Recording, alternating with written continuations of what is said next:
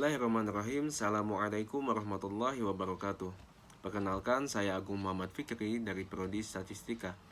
Pada kesempatan kali ini, izinkan saya mempresentasikan penelitian saya yang berjudul Penerapan Model Pembangkit Curah Hujan Stokastik untuk Simulasi Curah Hujan Harian di Stasiun BMKG Kertajati, Jawa Barat. Air merupakan salah satu sumber daya alam yang memiliki fungsi sangat penting bagi kehidupan manusia. Faktanya, lebih dari 70% permukaan bumi ditutupi oleh air. Ketersediaan air yang kurang atau lebih akan menyebabkan dampak negatif yang luar biasa bagi negara. Oleh karena itu, pengelolaan sumber daya air sangat penting dilakukan secara optimal dengan memahami dan mengidentifikasi karakteristik curah hujan karena merupakan sumber input utama dalam sistem sumber daya air. Data curah hujan merupakan salah satu komponen penting dalam menentukan perencanaan pembangunan infrastruktur. Keberhasilan perencanaan tersebut sangat ditentukan oleh ketersediaan data curah hujan yang kontinu dan akurat, serta analisa hidrologi yang sesuai. Namun, dalam pencatatan data, sering terjadi ketidaksediaan data curah hujan yang panjang. Hal ini merupakan suatu permasalahan serius, sebab suatu rangkaian data penelitian yang diperoleh tidaklah identik dengan kejadian di masa mendatang. Permasalahan tersebut dapat diatasi dengan analisa stokastik. Menurut Erwanto, analisa stokastik dilakukan berdasarkan pada catatan sebelumnya, namun masih mempunyai sifat-sifat statistik yang serupa. Analisa stokastik ini digunakan karena faktor ketidakpastian yang menyertai suatu sifat hidrologis. Analisa stokastik juga telah banyak diterapkan oleh para ilmuwan, khususnya dalam bidang hidrologi di berbagai negara. Salah satu metode analisis stokastik yang menggunakan data curah hujan adalah model pembangkit curah hujan stokastik. Berdasarkan penjelasan yang telah dipaparkan, dalam penelitian ini akan dilakukan simulasi curah hujan harian dengan menggunakan metode model pembangkit curah hujan stokastik pada data curah hujan harian di stasiun BMKG Kertajati, Jawa Barat. Data yang digunakan adalah data sekunder hasil pencatatan data curah hujan harian yang diperoleh dari website BMKG pada stasiun Kertajati selama 41 tahun terakhir. Kemudian, tujuan penelitian ini untuk mengetahui hasil penerapan model pembangkit curah hujan stokastik pada data curah hujan selama 41 tahun terakhir di stasiun BMKG Kertajati, Jawa Barat. Landasan teori yang digunakan pada penelitian ini adalah model pembangkit curah hujan stokastik. Model ini merupakan model stokastik yang menggunakan data meteorologi historis untuk membuat deret waktu harian berdasarkan parameter. Model ini menggunakan pendekatan rantai Markov untuk menggambarkan kejadian curah hujan dan membangkitkan jumlah curah hujan dengan menggunakan fungsi distribusi. Tahapan pertama yaitu kejadian curah hujan. Kejadian curah hujan dimodelkan menggunakan pendekatan rantai Markov. Penelitian ini mengadopsi dua ruang orde pertama rantai Markov untuk mensimulasikan kejadian curah hujan.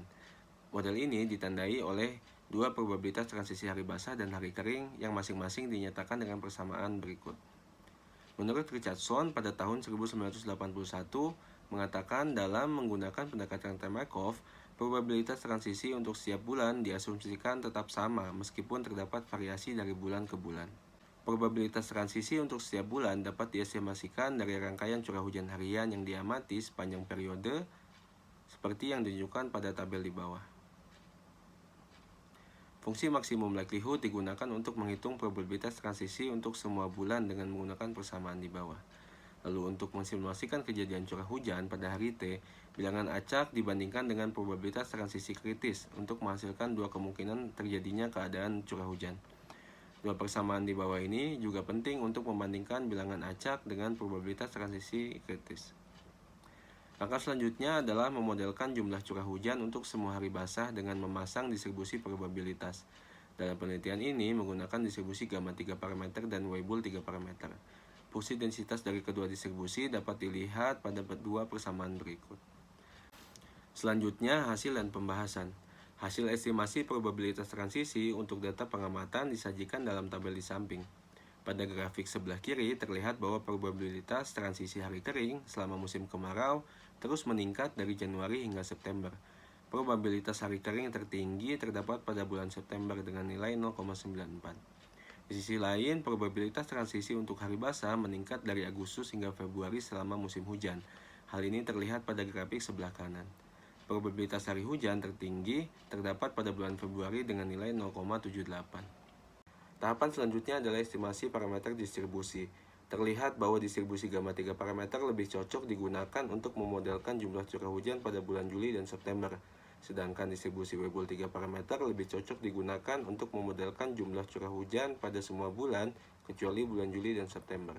Selanjutnya, hasil simulasi model.